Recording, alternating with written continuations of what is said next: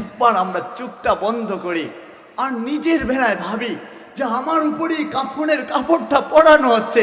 আপনি নিজের বেলায় ভাবেন যে আপনার আদরের সন্তানটা আপনাকে ঝড়ায়া ধরতেছে আর সন্তানটা কান্না করতেছে। আপনি নিজের বেলায় ভাবেন না যে আপনার মা আপনার দিকে তাকায় রয়েছে, আপনার স্ত্রী আপনার দিকে তাকায় রয়েছে, আপনার সন্তান আপনার দিকে তাকায় রয়েছে, ঘরের মানুষেরা তাকায় রয়েছে, সকলেই আপনার জন্য কান্না করে। ওই 4 পাওয়ালা বাহন ওইটা যখন নিয়ে আসা হবে, আপনার মা ভাই বোনেরা আত্মীয় স্বজন চিৎকার দেবে, কান্না করবে, আমার বাচ্চাদানটাকে কিছু সময়ের জন্য রাইখা দাও না। মানুষজন এতটাই স্বার্থপর হয়ে যায়, বলে আর কখনো সময় দেয় না, তাড়াহুড়া শুরু করে দেয়, বলে বাহনের উপর নিয়ে আসো। জানাজার সময় হয়ে যাইতেছে, মানুষজন মাঠে ময়দানে একত্রিত হয়ে গেছে। ওই 4 পাওয়ালা বাহনের উপর তুইলা নেওয়া হয়, মায়ের কাছ থেকে কাহিরা গাইরা নেওয়া হয়, আপনার সন্তানের কাছ থেকে কাইরা সন্তানটাকে ধাক্কা দিয়া বলে সন্তানকে আলাদা রাইকা। সন্তান যতই কান্না করে না কেন, স্ত্রী যতই কান্না করে না কেন, চোখের পানি ফেলে না কেন, মা যতই কান্না করে না কেন, বাবা যতই কান্না করে না কেন, চোখের পানি ফেলে না কেন, বলে তাদের কাছ থেকে কাইরা কাইরা ওই 4 পাওয়ালা বাহনের উপর তুইলা দেওয়া হয়। আহাজারি করতে থাকে মা, ঘরের দরজার মধ্যে দাঁড়ায়া উপরের দিকে তাকায় তাকায় মালিকের কাছে কান্না করে, মালিকের কাছে বিচার দেয়। আপনি এতটা নিঃস্বার্থ, এতটা স্বার্থপর হয়ে যান। মা চিৎকার দিয়ে রাখতে থাকে, বাবা চিৎকার দিয়ে রাখতে থাকে, আপনাকে যখন বাচ্চাদন বইলা বইলা ডাকে, এতটাই আপনি স্বার্থপর হয়ে যান, একবারও জবাব দেন না, কথা বলতে পারেন না, সকলেই কান্না করে ঠিকই, আপনার জবান থেকে কোনো কথা আসে না, স্বার্থপর হয়ে যান। মাটির দিকে যখন নিয়ে যাওয়া হয়, ওই মাটির মধ্যে সকলে একত্রিত হয়ে যায় জীবনের শেষবারের মতো। আপনার বাবা বাইচা থাকলে বাবা দাঁড়াবে, কান্না জড়িত কণ্ঠে বলবে, চোখের পানি ফেলায় ফেলায় বলবে, আমার সন্তানটা যদি কোনো অন্যায় করে থাকে আপনারা মাফ করে দিবেন। কান্না জড়িত কণ্ঠে কণ্ঠে বলবে, ওর কাছে কোনো লেনদেন পাইলে আমার কাছে বলবেন, আমি পরিশোধ করে দেব। আপনার আদরের কোনো ভাই যদি থাকে ও দাঁড়াবে আর আপনার নামে কিছু সাফাই গাবে। তো জানাজা যখন শুরু হয়ে যাবে, ওই জীবনের শেষবারের মতো আপনার জানাজাটা মানুষজন যখন পড়াবে, মানুষজন যখন পড়বে, ওই 4 পাওয়ালা বাহন ওইটার মধ্যেই তো আপনি ওখানে শোয়া থাকবেন, ওইটা 4 জনে বহন করবে। সর্বপ্রথমই আপনার আত্মীয় স্বজনরা ওই 4 পাওয়ালা বাহনের 4টা পায়ের মধ্যে ধরবে। 4টা পায়ের মধ্যে যখন আপনার বাবা একটা পায়ের মধ্যে ধরবে, আপনার ভাই বাইচা থাকলে আরেকটা পায়ের মধ্যে ধরবে, সন্তান বাইচা থাকলে আরেকটা পায়ের মধ্যে ধরবে, 4 জনে নিবে। আরো আত্মীয় স্বজনরা ওই বাহনের মধ্যে আইসা একটু ধরবে, একটু সামিল হইবে। বাড়ির আঙিনা দেয়া যখন 4 পাওয়ালা বাহনে তুইলা তুইলা আপনার মায়ের সামন দিয়া, আপনার বোনের সামন দিয়া, আপনার স্ত্রীর সামন দিয়া, আপনার সন্তানের সামন দিয়া আপনাকে সকলের কাছ থেকে আলাদা কইরা ওই 3.5 হাত মাটির ঘরের মধ্যে নেওয়া হবে। মা তাকায় থাকবে আর কান্না জড়িত কণ্ঠে চিৎকার দিয়ে আপনাকে ডাকবে, আপনার সন্তান কান্না জড়িত কণ্ঠে আপনাকে ডাকবে, ভাই বোনেরা কান্না জড়িত কণ্ঠে আপনাকে ডাকতে থাকবে। কিন্তু মানুষ স্বার্থপর হয়ে যায়, ওই 3.5 হাত মাটির ঘরের মধ্যে যখন নেওয়া যায় ওখানের মধ্যে রাইখা দেয়। মানুষজন মাটি দিয়া কেউই তখন আপন থাকে না, আপন তখন পর হয়ে যায়। ভাই বলেন তো সে তো আপনার সঙ্গে যাবে না, আপনার বোন বলেন তারাও আপনার সঙ্গে যাবে না, চাচা চাচি বলেন, দুনিয়ার খালা খালোরা যখন আপনি তাদের বাড়িতে যাইতেন তারা বলতেন 2টা দিন থাইকা যা না। যখন আপনি মইরা যান কেউ তো বলে না লাশটাকে কয়েকটা দিনের জন্য আমাদের বাড়িতে রেখা দাও, কয়েক ঘন্টার জন্য রেখা দাও, ওইটা কেউ বলে না। ওই কবরের ভিতরে আপনাকে যখন রাখা হবে সকলেই চলে আসবে। কিছুক্ষণ পর আপনি যখন বুঝতে পারবেন দুনিয়ার জীবনটা ক্ষণস্থায়ী ছিল, স্বপ্নের জীবন ছিল। কেননা সায়েন্স বলে দুনিয়ায় যখন মানুষ স্বপ্ন দেখে মাত্র 4 সেকেন্ড স্বপ্ন দেখে, ওই 4 সেকেন্ডের মধ্যে মানুষ কত না কিছু করতে দেখে। কিন্তু আমার মালিকা বলেন, দুনিয়ার সায়েন্স বলছে স্বপ্ন যদি 4 সেকেন্ড হয়, 4 সেকেন্ডে কত সময় বোঝা যায়। তাহলে দুনিয়াটা মালিকা বলেন, তুই যখন কবরে চইলা যাবি, তোর আসল ঠিকানায় যখন চইলা যাবি, আসল ঘরে যখন চইলা যাবি, তখনও তুই বুঝতে পারবি দুনিয়াটা স্বপ্নের মতো ছিল। আহা, আপনি আমি স্বপ্নের দুনিয়ায় আছি, ইমতিহানের হলের মধ্যে আপনি আমি আছি, কিন্তু আপনি আমি তো বুঝি না। যদি বুঝতাম, কোনোদিন আমার যুবক ভাইরা দাড়ির মধ্যে হাত রাখতো না। যদি আমার যুবক ভাইরা বুঝতো, কোনোদিন এক বেলা নামাজ কাজা করতো না। যদি আমার যুবক ভাইরা বুঝতো, কোনোদিন ক্ষমতা দেখাইতো না, তাফালিং করে চলতো না। কিন্তু আমার যুবক ভাইরা বোঝে না। রাগ হচ্ছেন যুবক ভাইরা আমার? হ্যাঁ, আমার যুবক ভাইরা যদি মালিকের দরবারে নিজেকে সৌপর্দ কইরা, তো ওই কবরের মধ্যে যখন আপনাকে রাখা হবে, আপনি তাকায়া দেখবেন আপনার চুকটাকে, দুনিয়ার চামড়ার চুকটাকে তখন কইলা দেওয়া হবে। কেউ কেউ তো বলছেন ওই আলমে বারসাখের মধ্যে আপনাকে যখন পাঠানো হবে। আবার কেউ কেউ এটা বলছেন দুনিয়া যেভাবে আপনার শরীর ছিল ঠিক তেমনই ভাবে আপনাকে দেওয়া হবে। আপনি তাকায়া দেখবেন, হাত দিয়া ধরবেন, বলে কিছুই তো দেখা যায় না। যদি ভাবেন মনে মনে হয়তো ঘুমের ঘরে আসি, আপনি তো ঘুমের ঘরে না। যখন হাত ধরবেন দেখবেন মাটি আর মাটি। ডান দিকে দেখবেন তবুও মাটি, বাম দিকে দেখবেন তবুও মাটি। চিৎকার দিবেন, মাটির ভিতরে কেউ কোনো আওয়াজ শুনবে না।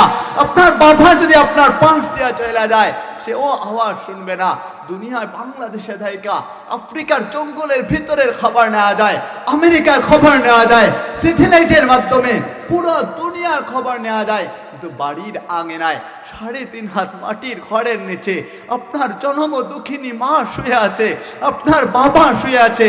তাদের স্মৃতিগুলা মনে পড়ে ঠিকই, কিন্তু 3.5 হাত মাটির ঘরের নিচে তারা কে কেমন আছে, মালিক তাদের সাথে কি আচরণ করতেছেন, ওইটা কেউই বলতে পারে না। আহা, আপনি কবরে থাকবেন, দুজন ফেরেশতা আসবে, আমার রব্বুকা, তোমার রবকে, ওমা দিনুকা, তোমার ধর্ম কি, ওমান হাযার রাসূলুল্লাযী ফি বুইসা মিনকুম। আল্লাহর রাসূল সাল্লাল্লাহু আলাইহি ওয়াসাল্লাম ওনার ছবি দেখায়া আপনার সামনে যখন ওনার ছবিটাকে রাখা হবে, বলা হবে ইনাকে চিনেননি, ইনি কে? তখন আপনি আমি যদি চিনতে পারি, আপনি আমি যদি জবাব দিতে পারি, ওই জান্নাতটা আমাদের কবরের সাথে সংযুক্ত করে দেওয়া হবে। আর আপনি আমি যদি বলি লা আদরি ও রব্বে কাবা, জানি না, কিছুই তো জানি না, কি প্রশ্ন করে ওইটাও জানি না। মালিক বলে শুন না, তুই যখন পারবি না, তোর ওই কবরটাকে জাহান্নামের সাথে ভয়ঙ্কর রূপে জাহান্নামে সাপ বিচ্ছু দিয়া, জাহান্নামী ফেরেশতাদেরকে সংযুক্ত রাখা, তোর ওই কবরটাকে জাহান্নামের আগুন দিয়ে আল্লাহ ভরপুর করে রাখবেন। আপনি যদি জান্নাতে হয়ে যাইতে পারতেন, ওই জান্নাতটাকে আপনার কবরের সাথে সংযুক্ত করে দেওয়া হয়তো। কসম খোদার করে বলি, আপনি যদি মালিকরে খুশি করে কবরে যাইতে পারেন, ওই কবরে যাইতে দিতে হবে। ওই কবরের মধ্যে আমার রব্বে কাবা জান্নাতি হাওয়া দিয়ে ভরপুর করতে দেরি করবে না ইনশাআল্লাহ। আহা, আপনার কবর জগৎ শেষ করে যখন আপনি দাঁড়াবেন হাসরের ময়দান, হাসরের ময়দান যখন কায়েম হয়ে যাবে, তখনও নামাজ লাগবে, তখনও নামাজের প্রয়োজন। কেননা দুনিয়ায় যা করছিলেন ওইটার হিসাবই এখন দিবেন। এখন তো আর নামাজ পড়বেন না, এখন তো আর পড়েও কোনো লাভ নাই। দুনিয়ার হিসাবটা যখন আপনি দিবেন, মালিক বলেন মালিক ইয়াউমিদ্দিন, ওই বিচার দিবসের মালিকের নাম হচ্ছে আমার রব্বে কাবা আল্লাহ। চিৎকার দিয়ে বলেন না, বিচার দিবসের মালিকের নাম কি? বলেন, মালিকের নাম কি? আল্লাহ আমার মালিকের নাম। বিচার দিবস যখন কায়েম হয়ে যাবে, আপনি যখন হাসরের ময়দানে দাঁড়াইবেন, সর্বপ্রথম আমাদের নবীজিকে উঠানো হবে। জিব্রাইল আমিন যাবেন নবীজির কাছে। নবীজি মাটি ঘোরা যখন উপরের মধ্যে উঠবেন, হাসরের ময়দানে উঠবেন, কান্না করতে থাকবেন আর বলতে থাকবেন ইয়া জিব্রাইল আইনা উম্মতি, ও জিব্রাইল আমার উম্মত কোথায়? জিব্রাইল আলাইহিস সালাম চিৎকার দিয়ে বলবেন, কসম খোদার করে বলি, ইয়া রাসূলুল্লাহ, ও আল্লাহর হাবিব, ও আল্লাহর মাহবুব, এখন পর্যন্ত আপনি ছাড়া আর কাউকে উঠানো হয় নাই, কোনো নবীকে উঠানো হয় নাই, পয়গম্বরকে উঠানো হয় নাই, রাসূলকে উঠানো হয় নাই, সাহাবায়ে আজমাইনকে উঠানো হয় নাই, একমাত্র সর্বপ্রথম আপনাকে উঠানো হয়েছে। ওই হাসরের ময়দানটা এতটা ভয়ানক হবে। তো আপনি দুনিয়ায় আসছেন একা, কেননা দুনিয়াতে আপনার আপন বলতে কেউ নাই। ওই মরে যাওয়ার সময়ও আপনি একা যাবেন। হাসরের ময়দানেও আপনি একা হয়ে যাবেন। বলে মিসাল কি দিবেন? ইয়াউমা ইয়াফিরুল মারউ মিন আখিহি ওয়া উম্মিহি ওয়া আবিহি ওয়া সাহিবাতিহি ওয়া বানিহি। সেদিন এমন ভয়ানক অবস্থা হবে, মানুষজন দৌড়াদৌড়ি শুরু করবে মাত্র এক নেকির জন্য। সন্তান বাবার কাছে যাবে, হায় বাবা সন্তানের কাছে যাবে, ভাই বোনের কাছে যাবে, বোন ভাইয়ের কাছে যাবে, স্ত্রী স্বামীর কাছে যাবে, স্বামী স্ত্রীর কাছে যাবে, কিন্তু কেউ কারো পরিচয় দিবে না। মা বলবে আমার তো বিয়ে হয় নাই, সন্তান বলে আমি তোমাকে চিনি না, স্ত্রী বলে তুমি কিসের স্বামী, আমি তোমাকে জানি না চিনি না, কেউ কারো পরিচয় দিবে না। সেদিন আপনার আমার সঙ্গী হবে দুনিয়ার আপনার আমার সলাহ। আর সলাহ অর্থ হচ্ছে নামাজ। এই নামাজ পড়া যদি আপনি হাসরের ময়দানে যাইতে পারেন, as-salatu মিফতাহুল জান্নাহ, কেননা আল্লাহর রাসূলের তো হাদিস, as-salatu মিফতাহুল জান্নাহ, নামাজ হচ্ছে বেহেশতের চাবিকাঠি। যখন বিচার দিবস কার্যক্রম শুরু হয়ে যাবে, যদি জান্নাতে আপনি হইতে পারেন, তো জান্নাতে যখন আপনি যাবেন তো আপনার তখন একটা চাবির প্রয়োজন। জান্নাতে তো তালা থাকে, সব কিছুতেই যখন তো তালা থাকে, বলে চাবিটাকে দুনিয়ায় 5 ওয়াক্ত নামাজ পড়তে পারলি কিনা? বলে হ্যাঁ পড়লাম। বলে নে তোর জন্য চাবি দেয়া দিলাম, কেননা তোর রাসূল তো সাল্লাল্লাহু আলাইহি ওয়াসাল্লাম তিনি তো ঘোষণা করছেন as-salatu ইমাদুদ্দিন, as-salatu মিফতাহুল জান্নাহ। এই সালাতটা হচ্ছে নামাজ, সালাতটা হচ্ছে জান্নাতের চাবিকাঠি। সুতরাং নামাজ আদায় করছো, এবার জান্নাতে চলে যাও। এবার একটা জিনিস আপনাদের ভিতরে আসতে পারে, মা বোনদের ভিতরে আসতে পারে, যুবক ভাইদের ভিতরে আসতে পারে, বুড়া বাবাদের ভিতরে আসতে পারে যে হুজুর এতদিন যা করলাম ওইটাকে কি করে মাফ করাই? মালিক বলে আমি তো তোকে সিস্টেমেটিক দেয়া দিছি, তোর জীবনে যত অন্যায় করেছিস প্রত্যেকটা অন্যায় মাফ করানোর জন্য। চলেন আল্লাহর রাসূল কি বলেন? আল্লাহর রাসূল সাল্লাল্লাহু আলাইহি ওয়াসাল্লাম বলছেন as-salatu ila as-salati কাফারা। এক নামাজ থেকে অন্য নামাজ আসতে দেরি হয়, ওই গ্যাপ মুহূর্তটা আল্লাহ অন্য নামাজে দাঁড়াইতে দেরি হয়, আল্লাহ গ্যাপ মুহূর্তটাকে মাফ করতে দেরি করে না। বলেন না আল্লাহ। যদি বলেন যে মাত্র একটা গ্যাপ আল্লাহ মাফ করছেন, তাহলে বাকি দিনের অবস্থা কি হবে? পুরা সপ্তাহের অবস্থা কি হবে? তখন আল্লাহর রাসূল বলেন সাল্লাল্লাহু আলাইহি ওয়াসাল্লাম, তিনি ঘোষণা করতেছেন আল জুমাতু ইলাল জুমাতি কাফারা। এক জুমাবার থেকে অন্য জুমাবার, এক শুক্রবার থেকে অন্য শুক্রবারে পা রাখতে দেরি, আপনি নামাজের উদ্দেশ্যে মসজিদের ভিতরে ঢুকতে দেরি হবে, নামাজে দাঁড়াইতে দেরি হবে। মালিক বলে পুরা সপ্তাহ তোর যত গুনাহ হয়েছিল, অন্যায় হয়েছিল, পাপ কাজ হয়েছিল, আমি সমগ্র পুরা সপ্তাহকে পবিত্র বানাইয়া দিলাম। আবার যদি বলেন মাত্র এক সপ্তাহটা মাফ করাইলাম, তাহলে পুরা বছরেরটা মাফ করাই কি করা? তাহলে আমার মালিক নবীজিকে জানায় দিচ্ছেন আর রমাদান ইলা রমাদানি কাফারা।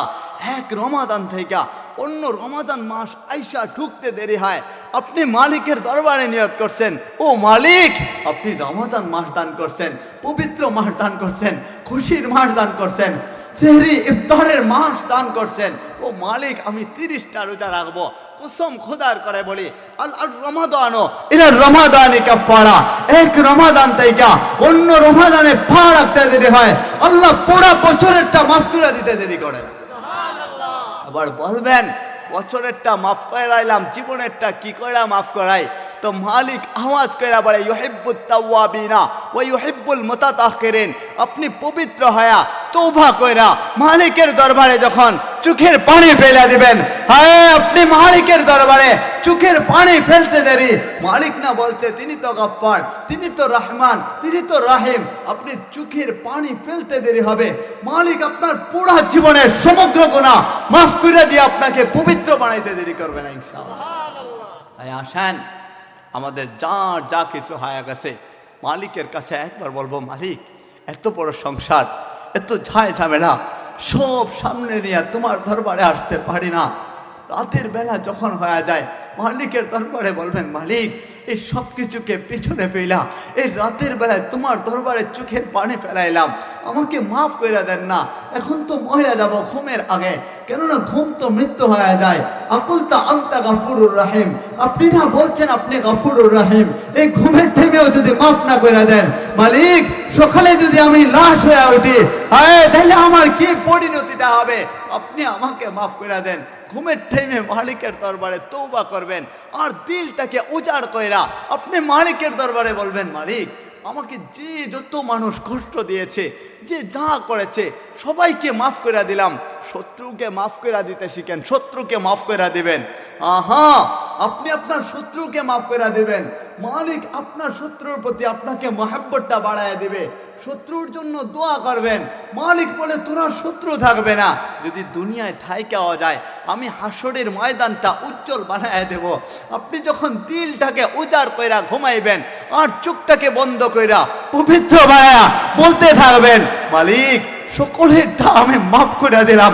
আপনি আমাদের ভিতরেরটা দেখতেছেন, আমার ভিতরেরটা আপনি দেখতেছেন, আপনি আমাকেও মাফ করে দেন না।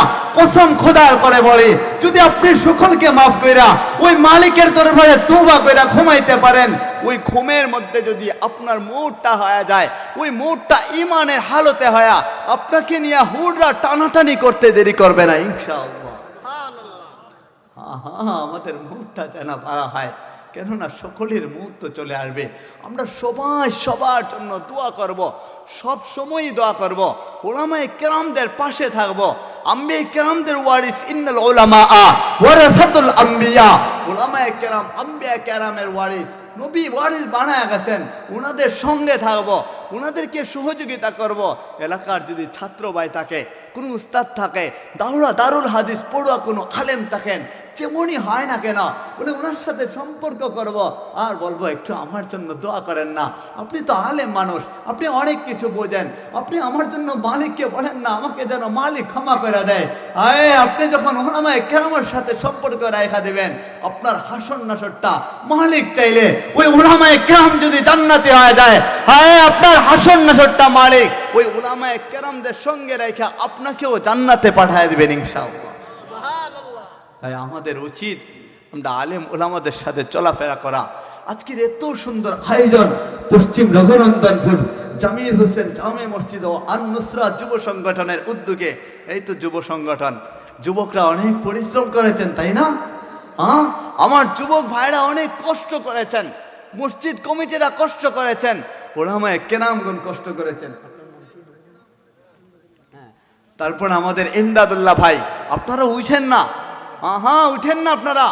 আমি তো মুসাফির মানুষ, ছোট হয় আর বড় হয়, আপনাদের জন্য দিল থেকে দোয়া করব।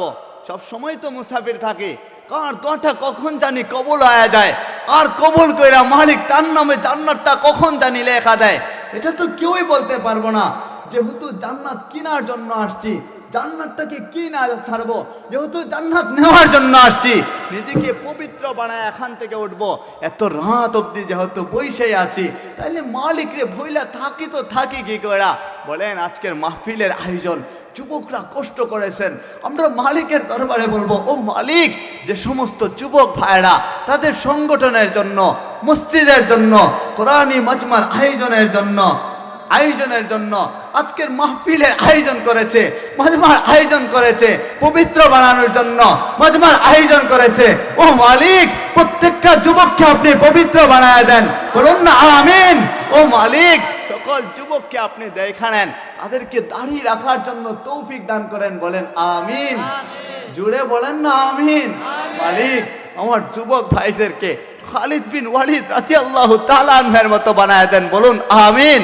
ও আল্লাহ আমার যুবক ভাইদেরকে শাহাদাতের মর্যাদা অর্জন করার জন্য ভিতরের রক্তটা ইসলামের জন্য কবুল করেন, মঞ্জুর করেন, বলেন আল্লাহু আকবার, আল্লাহু আকবার। শুনেন আল্লাহ রাসূল সাল্লাল্লাহু আলাইহি ওয়াসাল্লাম বলছেন, যুবক সাহাবীদের দ্বারা ইসলামের সবচেয়ে উপকার হয়েছে। অপ্রাসঙ্গিক কথায় চলে যায়, অনেক তো প্রাসঙ্গিক বিষয় আলোচনা করলাম। যেহেতু যুবক সাহাবীর দ্বারা ইসলামের উপকার হয়েছে, ওই ইসলামটা জিন্দা করার দায়িত্ব শুধু কি উলামায়ে কেরামের নাকি আপনাদেরও? আপনি বুড়া হন, আপনি উলামায়ে কেরাম হন, মাদ্রাসায় পড়েন, বানায় পড়েন, আপনি কলেজে পড়েন, ভার্সিটিতে পড়েন, স্কুলে পড়েন, শিক্ষক হন, আপনি যে যার অবস্থান থেকে হন না কেন, আপনি কৃষক হন, আপনি চাকরিজীবী হন, শুনেন যেমন উলামায়ে কেরামের দায়িত্ব, তেমনি ভাবে আল্লাহ আপনাকেও দায়িত্ব দিয়ে রাখছেন। সাহাবায়ে আজমাইন যারা যুবক ছিলেন, তারা ইসলামের পক্ষে সোচ্চার ছিলেন। তো আপনারাও কি ওয়াদা করতে পারবেন? কি ওয়াদা করবেন? বলে শুনেন, কিছুদিন পর পর শোনা যায় নাস্তিক বেঈমানরা আওয়াজ করে ইসলামের বিরুদ্ধে। যায় কি যায় না? বলেন যায় কি যায় না? ওই যে সমস্ত নাস্তিক বেঈমানেরা ইসলামের বিরুদ্ধে কথা বলবে, হাত তুলবে, চলেন আমার যুবক ভাইরা মিলে ওই নাস্তিকদের হাতকে আমরা ভেঙে দিব ইনশাআল্লাহ। যে সমস্ত মানুষেরা নাস্তিকেরা আমাদের ইসলামের দিকে চোখ তুলে তাকাবে, ওরা চোখ তুলে তাকাতে দেরি হবে, ওদের চোখকে আমরা ছিঁড়ে ফেলবো ইনশাআল্লাহ। কোন নাস্তিক বেঈমান যদি আমাদের ইসলামের দিকে হাত তুলতে চায়, আঙ্গুল ভেঙে ফেলবো, হাত ভেঙে ফেলবো, চোখ তুলবে, চোখকে ছিঁড়ে ফেলবো। যদি যুবকরা আওয়াজ করতে পারতো, নারায়ে তাকবীর আল্লাহু আকবারের ধ্বনি দিয়া দাঁড়াইতে পারতো, হ্যাঁ ওই নারায়ে তাকবীর আর আল্লাহু আকবারের ধ্বনি তাকে জান্নাত পর্যন্ত নিয়ে যেত ইনশাআল্লাহ। তো ঐক্যবদ্ধ আপনারা হয়ে যাবেন। কোনো দল নাই, মত নাই, কোনো দলের নাম নেওয়ার দরকার নাই। আপনি যে দলের হন না কেন, আপনি যে রাজনীতি দলের হন না কেন, যে কোনো ইসলামী দলের হন না কেন, আপনার কিন্তু একটা সিল মারা আছে। হ্যাঁ, অনেকে বলেন হুজুর আপনার একটা সিল মারা, এই রুমালটা এখানে রেখা দেন। অনেকে বলে মজা কইরা, তো আপনাদের একটা সিল মারা আছে, আমাদের একটা সিল মারা আছে। বলে কিসের সিল? বলে আল্লাহ রসুল সাল্লাল্লাহু আলাইহি ওয়াসাল্লাম ওই কোরআনের উপর আমরা সকলে অনুসারী, নাকি অন্য কোনো কিতাবের অনুসারী আপনারা?